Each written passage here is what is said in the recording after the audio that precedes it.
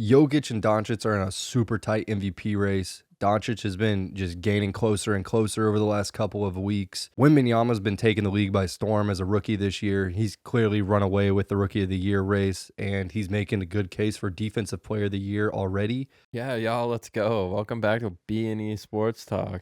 Right before the playoffs get started, I feel like this is a good time to get into the basketball scene. Perfect. I can't believe Chet was even favored at any point over Wemby. Think about how much money the people made that put a bet down when Chet was favored at the beginning of the season. I remember the whole tab on my phone and everything that was like, Chet's the favorite right now. Because I was like, oh, yeah. I was like, Chet's going to pull this shit off. It's going to be great. Because I had that PSA 10 silver of his. I didn't know about that, but all I do know is that Marat made this little template for me to work off of today with the lines of everybody, and he doesn't even have the odds for Chet Holmgren of Rookie of the Year. I'm assuming it is so high. At this point, it's not even a fight. Chet, it's like got to be like plus like 20,000 or something crazy. No one's going to list it on their book. There's no need for it. He's not going to win. There's no reality in which he wins at this point. It's a slam dunk, like case closed. Wemby's getting the Rookie of the Year. I hope y'all stock up on your rookies because I have. He's been just dominating on the defensive end and making it very clear what his offensive game is and that he's very capable of playing that perimeter game on the offense that everyone was so, excited about when he came into the league. He can do everything. Man can pass, shoot, block. Man, that man can block. He's got more blocks than 7 teams this month. That's insane. It's insane. Put the sham god on the screen. Let's see it. Dude, I mean, he's clearly otherworldly. I'm assuming he's going to get an MVP or 3 or 4 in his future, assuming he stays healthy. That seems to be the only question mark with him. I assume the Spurs are going to be a lot better over the course of his career. They're already playing a bit better basketball as of late. Yeah. They've been getting some wins and playing good teams tight lately. Even without Wemby on the court, they've been playing some teams pretty tight. I think they beat Phoenix without Wembanyama on the court at all. Yeah. So that's good signs. I hope to see that the Spurs, just growing with around him and him leading that team to victories in the playoffs eventually. And I'm assuming hopefully an NBA title down the road. I can't wait until he gets that quintuple double. It's going to be sick. Yeah. So, yeah, it really seems like, especially over the first half of the season, that the guards and team around him, they just weren't able to really use Wemby to his true potential. They were missing alley-oops where he was open. They're not accustomed to having a center open for a shot like that. Nobody else is open when Wemby's open. They can just throw it sky high, and he's going to slam it down on them. They're just now starting to figure that out. In the future, when they do get better playmaking guards around, they're going to be able to truly unlock him, and we're going to see way more than what we've already seen. I think we're really just scratching the surface. This is his rookie season. He's on a pretty much historically bad Spurs roster. It's been a long time outside of this last couple of years since the Spurs were this bad, dating back since the mid-'90s. Yeah, Trey Jones was out there definitely not used to him at all. I think there was one video earlier this year where Wemby's out here like waving his hand like right in front of his fucking face, like throw it up, like I have all this. Like, yeah, his hands are like 9 feet in the air, like, hey bro, I'm over here. All you got to do is throw it up. I mean, the man is completely from another planet. He's unguardable, and it's something that we're going to see come out definitely as the Spurs start to build. I'd love to see them hit a guard this year in the draft. That would be something that really improves them, helps space them out.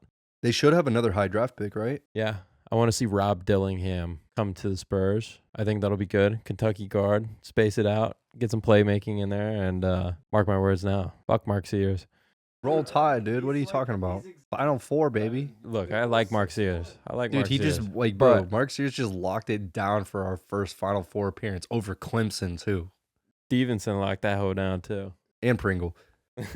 Pringle. But yeah, let's just roll this right into Defensive Player of the Year, where Victor Wembanyama is second in the odds at plus 1,400 behind Rudy Gobert at minus 4,000. I think it's kind of insane that it's that low, but whenever you get in and look at the defensive metrics. Net rating and when Rudy Gobert is on the floor, There's a reason the Timberwolves are the 1 seed right now. Yes, he's insane. I mean, like, he's a wall of hell now on his own, you know? He really is. No, Rudy Gobert is like fully unlocked right now. Oh, yeah. We've always known he's a great defender. No one's ever done anything when Gobert's in the paint. That's always been a thing. But this year's a different level. It's been really fun to watch the little bit that I have watched of the Timberwolves. They're kind of it's a team that nobody ever thinks of. I hope they can do a little something, but historically they won't. I'm kind of betting on that. They don't have any experience on that team playoff wise to speak of. Yeah, I feel like they kind of just get bounced early. They don't have enough experience in the playoffs yet. Gobert's perimeter defense, especially in the playoffs, has always been a real liability. I fully agree with that. Like, as I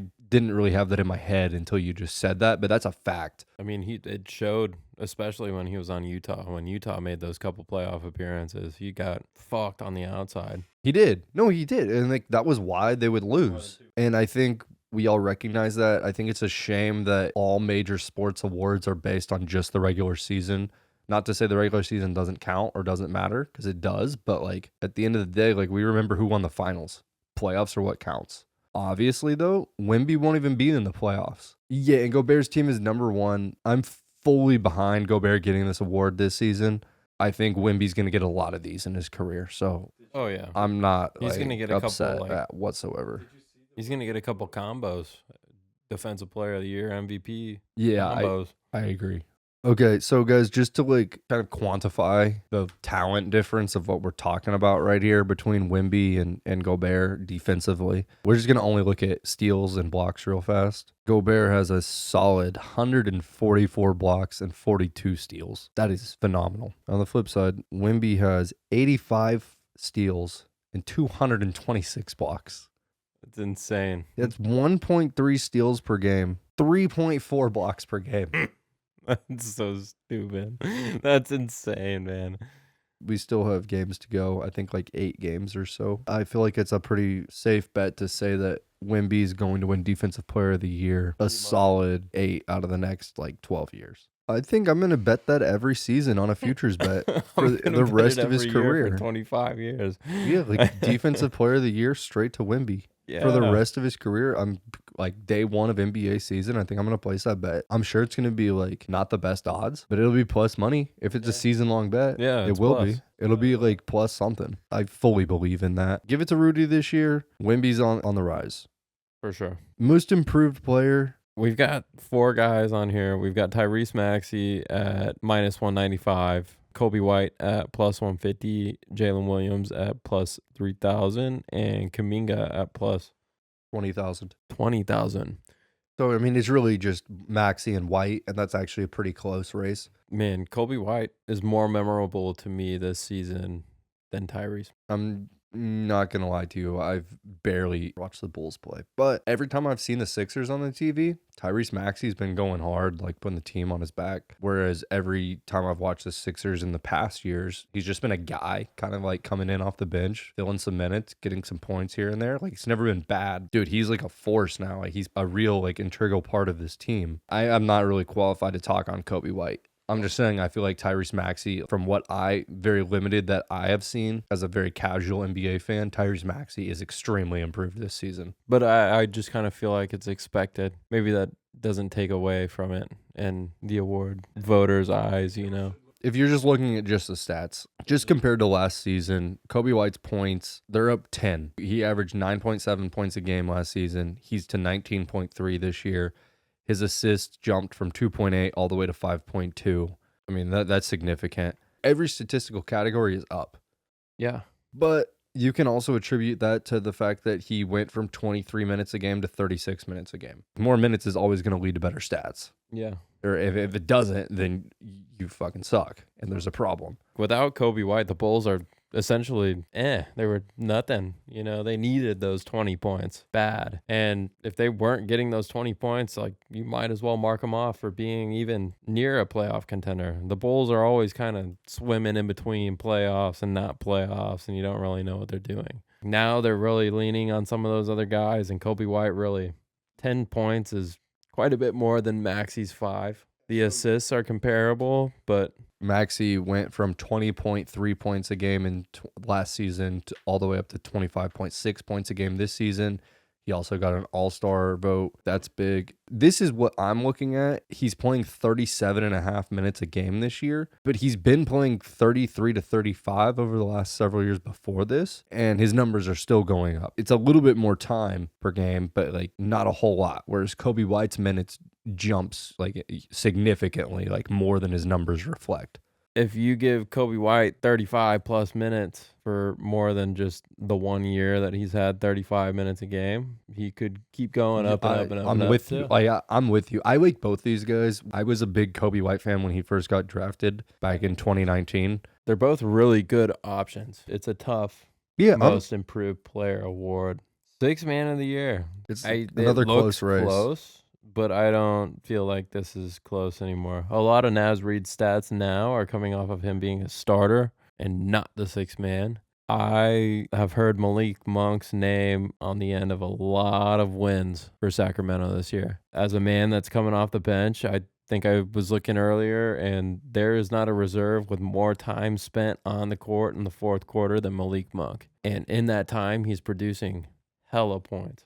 As a casual NBA fan that also plays NBA fantasy, I see a hell of a lot more Malik Monk than I do Naz Reid. Malik Monk has been everywhere this season. He's been scoring, I believe, career highs in pretty much every statistical category. It's been awesome to see. The Kings are looking good, or decent anyways. Yeah, I'm all for Malik Monk getting this award. I hope he locks it down. Like you said, Naz Reid has been stepping up a lot due to injuries around him, and that's ended up with him being a starter for a lot of games. I understand that he is technically the sixth man, but like he's starting games. Granted, the Timberwolves are a much better team than the Kings are this year, but like Malik Monk is one of the big reasons why the Kings are even in the playoff conversation. I don't really have anything else to say on that. I'm all for Malik Monk. Sixth man of the year, Malik Monk. Yeah. That's a prediction from B and E. It doesn't take anything away from Naz Reid because Naz Reid's hard as fuck, but Malik Monk. Yeah, Malik Monk. Coach of the year, I'm going to stay silent on this one.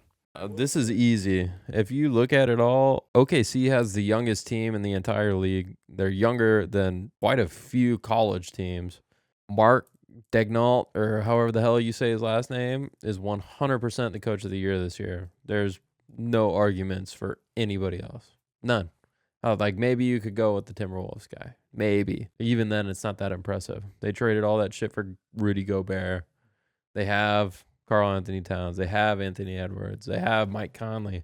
People that are proven They have in the established league. stars. Yes, they have people that are proven in the league, and it doesn't blow my mind more than what OKC's pulled off.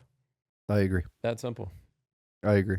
Now let's get into the real conversation. MVP, we've got three contenders. It's Jokic, Doncic, and Shai Gilgeous-Alexander. We're really only going to talk about Jokic and Doncic today, though, as those are the two clear front runners at this time.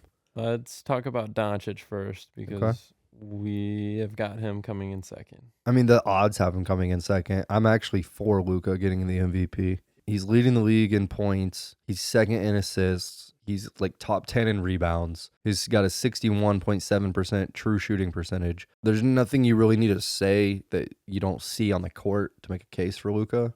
The only thing that gets in the way of Luka is the existence of Nikola Jokic.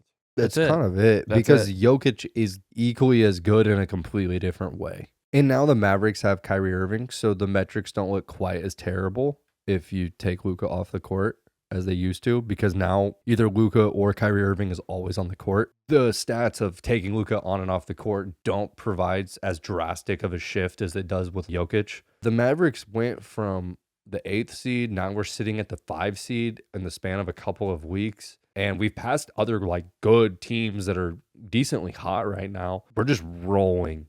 And that's really on the back of Luka. There's been multiple games where it's Luka and Kyrie, and if Luka wasn't there, we wouldn't be in the game to begin with. Kyrie's holding it down, no doubt, but like Luka's the reason we're winning these games. Luka's giving us leads and Kyrie's protecting them. We're not super stat experts, but needless to say, We have Jokic's on and off ratings. yeah, we have Jokic's on and off ratings. And I guarantee you they're more impressive than Luka's. Jokic's on-court offensive rating is 122.3. That's the team's offensive rating when Jokic is on the court. The best team in the league is the Celtics at 122.4. So when Jokic is on the court, they're essentially the best team in the NBA offensively. When he is off the court offensively, their offensive rating is 104.2. But that in perspective, the Grizzlies, who are the worst team in the NBA on offense, have 106.8 rating. They go from the best in the league to worse than the worst in the league when he's on or off the court.